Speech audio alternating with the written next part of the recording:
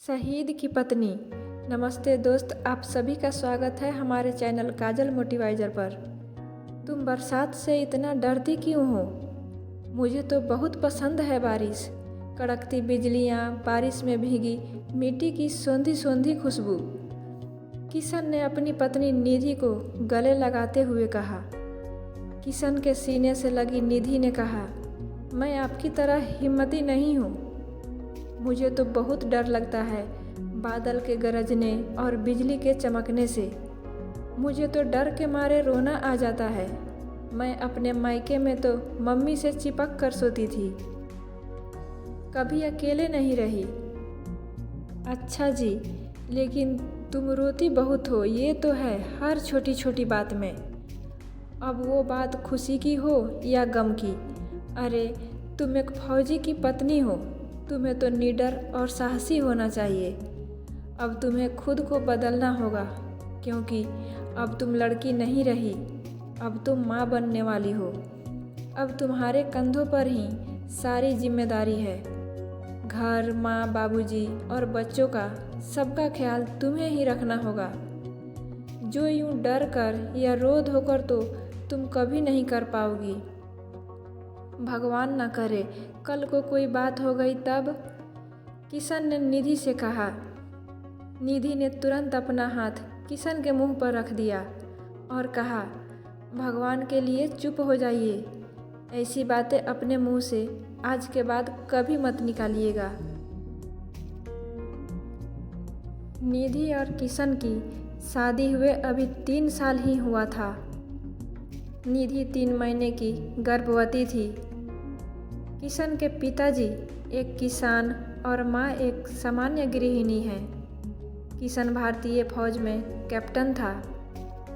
उस पद और प्रतिष्ठा को प्राप्त करने के लिए उसने बहुत मेहनत की थी, क्योंकि किशन के बचपन का सपना था भारतीय फौज में शामिल होना, जिसे उसने अपने बलबूते और अपनी मेहनत से पूरा किया। किशन 2 भाई थे, लेकिन छोटा भाई कोई काम नहीं करता। वो पूरी तरह से किशन के पैसों पर ही आश्रित था। जिम्मेदारियों से वो बहुत ही दूर रहता।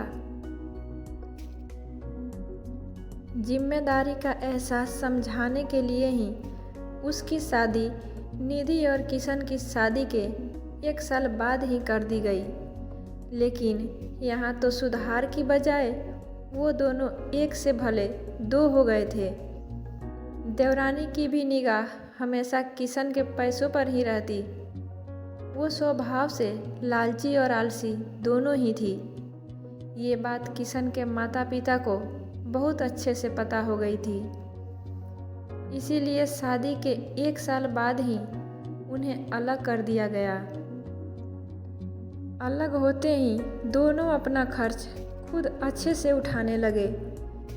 चालाकी की हद तो ये थी कि जब मन होता किशन से वे दोनों फ़ोन करके मदद मांग लेते और किशन भी छोटे भाई के मुंह में कर देता, जिस वजह से किशन की माँ ने घर की सारी जिम्मेदारी निधि के ही कंधों पर डाल दी थी। निधि के मायके में उसके पिताजी बचपन में ही गुजर गए थे। 2 भाई भाभी थे, लेकिन उनको कोई विशेष लगाव निधि से नहीं था। निधि की शादी भी उन्होंने सामाजिक लोक लाज के दबाव में की। लेकिन शादी के बाद उसकी माँ के लाख कहने पर भी भाइयों ने अपनी बहन से कभी कोई रिश्ता नहीं रखा। उन लोगों ने उसे कभी फ़ोन करके उसकी विदाई नहीं कराई थी। निधि का जब अपनी माँ से मिलने का मन होता, वो खुद ही यहाँ आती और मिलकर चली जाती। किशन सारे सच और अपनी पारिवारिक परिस्थितियों से अच्छी तरह वाकिफ था, इसीलिए उसे हमेशा अपने परिवार की चिंता लगी रहती। 1 महीने की छुट्टी बिताकर किशन वापस ड्यूटी पर चला गया, वापस जल्दी आने का वादा करके। 9 महीने बाद निधि ने 2 जुड़वा प्यारी सी बेटियों को जन्म दिया, जिसकी खबर सुनकर किशन बहुत खुश हुआ। उसने कहा, अभी छुट्टी नहीं मिली, लेकिन अगले महीने में पक्का आऊँगा। छुट्टी की अर्जी लगा दी है। लेकिन तब तक सीमा पर कारगिल का युद्ध छिड़ गया और सभी सैनिकों की छुट्टियां कैंसिल कर दी गई। रोज टीवी पर सैनिकों की शहादत की खबरों को सुनकर निधि का मन डर जाता। मन में तरह तरह के ख्याल आने लगते। उसका मन डर और किसी अनहोनी की आशंका से कांप उठता और वो रोने लगती। तो हर बार निधि की सास कहती, तू इतनी कमज़ोर हो जाएगी तो बेटियों को कौन संभालेगा? और ज़रूरी तो नहीं कि हर सैनिक शहीद ही हो। बेटा, खुद को मजबूत बना और अपनी बेटियों को भी मजबूत बना, क्योंकि एक मजबूत इच्छा शक्ति की माँ ही बच्चे को मजबूत और दृढ़ इच्छा शक्ति का व्यक्तित्व बना सकती है और सही राह दिखा सकती है। दोनों बच्चों को गोद में लिए निधि ने कहा, आप सही कह रही हैं माँ जी। मैं अपनी बेटियों को उनके पिता की तरह मजबूत व्यक्तित्व का बनाऊंगी, मजबूर या डरपोक नहीं। अगली सुबह निधि ने सास को चाय पकड़ाई और कहा, माँ, मैं रसोई में नाश्ता बनाने जा रही हूँ। तब तक ससुर जी ने लड़खड़ाते हुए कदमों के साथ कमरे में प्रवेश किया तो उनको निधि ने पकड़ते हुए कहा, क्या हुआ बाबूजी, आपकी तबीयत ठीक नहीं है क्या? उनके चेहरे की गंभीरता और भाव देखकर निधि को लगा कि कुछ तो हो गया है, लेकिन क्या? ससुर जी की हालत देखकर उसकी सास जोर जोर से रो रही थी। वो उनको झकझोरते हुए बोले जा रही थी, क्या हुआ जी?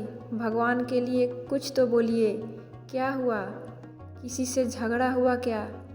आप इतना बेचैन क्यों हैं? तब तक निधि के मोबाइल पर फ़ोन आया। देखा तो किशन का नंबर था। निधि ने तुरंत झटके से फ़ोन उठाकर एक सांस में बोला, हेलो किशन, तुम ठीक हो ना? पता नहीं बाबूजी को क्या हो रहा है। सिर झुकाए बैठे हैं, कुछ भी नहीं बोल रहे हैं। मुझे तो डर लग रहा है, पता नहीं क्या बात हो गई है। तुम्हें पता है ना, इस तरह के परिस्थितियों से मैं कितना डरती हूँ। लो, तुम ही समझाओ। रोती हुई निधि ने एक सांस में सारी बात बोली। तभी उधर से आवाज़ गूंजी, मैडम, मैं किशन नहीं, एक सिपाही बोल रहा हूँ। कैप्टन किशन युद्ध में शहीद हो गए। इतना सुनते ही निधि के हाथों से फ़ोन छूट गया और वो सीधा ताड़ से ज़मीन पर गिर पड़ी और मूर्छित हो गई। किशन के शहीद हो जाने की खबर पूरे मोहल्ले में फैल गई। खबर सुनते ही आस पड़ोस से जानने पहचानने वाले भाग कर आए। निधि के मुंह पर पानी का छींटा देकर होश में लाया गया। किशन का पार्थिव शरीर पूरे राजकीय सम्मान के साथ तेज बारिश के बीच उसके घर लाया गया। आकाश में आज भी बिजलियां चमक रही थी, बादल गरज रहे थे। ऐसा लग रहा था मानो जैसे बादल भी आज गर्जना करके देश के इस वीर सपूत को अपनी श्रद्धांजलि दे रहे हों। पेड़ पौधे हवा के तेज झोंकों से झुक झुक कर जैसे उसे आज सलामी दे रहे थे। किशन को श्रद्धांजलि देने तेज बारिश में भी आसपास के गांव से लोगों का हुजूम उमड़ पड़ा था। सब नारा लगाए जा रहे थे, भारत माता की जय। जब तक सूरज चांद रहेगा, किशन तुम्हारा नाम रहेगा। हमारा किशन अमर रहे। हर छोटी से छोटी बात पर डरने और रोने वाली निधि के आंखों में आज डर और आंसू दोनों नहीं थे। उसने बेटियों के साथ किशन को भावपूर्ण श्रद्धांजलि देते हुए कहा, देखो किशन, आज मैं नहीं रो रही और अब कभी रोऊंगी भी नहीं। तुम यही चाहते थे ना, लेकिन तुम जानते हो क्यों?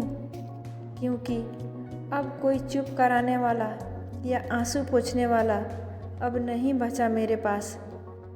जिसने भी ये मंजर देखा उसकी आंखों में आंसू आ गए। पूरे राजकीय सम्मान के साथ किशन के पार्थिव शरीर का अंतिम संस्कार किया गया। लेकिन घर लौटते वक्त किशन के पिताजी अपने जवान बेटे की मृत्यु का गम बर्दाश्त नहीं कर पाए और उनका भी देहांत हो गया।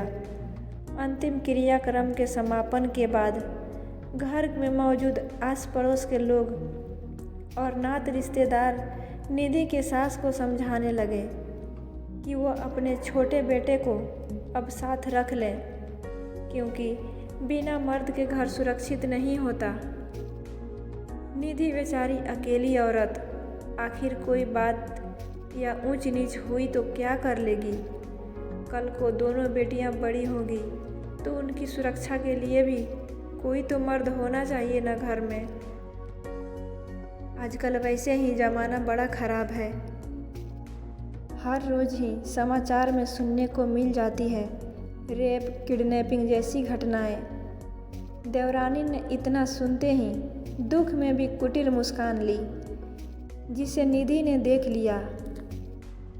तब निधि ने सबके सामने हाथ जोड़ते हुए नम्रतापूर्वक कहा, आप सभी का बहुत बहुत शुक्रिया मेरे दुख में शामिल होने के लिए, लेकिन आपकी राय मुझे मंजूर नहीं है। मैं कभी भी इन लोगों को अपने साथ नहीं रखूंगी।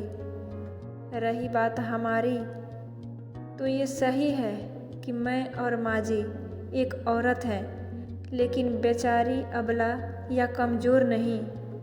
हम दोनों एक मजबूत औरत हैं। मैं एक शहीद की पत्नी हूँ और माजी एक शहीद की माँ।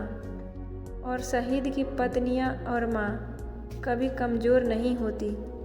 हम सब काफ़ी हैं एक दूसरे को संभालने के लिए। और रही बात मेरी बेटियों के सुरक्षा और सुरक्षित भविष्य की, तो मैं उन्हें इतना काबिल और बहादुर बनाऊंगी कि वो अपनी सुरक्षा स्वयं कर सके। इतना सुनते ही निधि के देवरानी का मुंह बन गया, क्योंकि उसकी निगाह तो किशन को मिलने वाले पैसों पर और पेंशन पर थी। उसने सोचा कि वो एहसान और अधिकार दोनों जमा लेगी, लेकिन निधि ने ऐसा कहकर उसके सारे मंसूबों पर पानी फेर दिया। समय तेजी से पंख लगाकर उड़ गया। बेटियां बड़ी हो गई। आज भी तेज बरसात हो रही थी, बादल गरज रहे थे, बिजली कड़क रही थी, लेकिन आज निधि हाथ में कॉफ़ी का मग लिए खिड़की पर बैठी पुरानी यादों में खोई हुई बरसात की बूंदों को देख रही थी।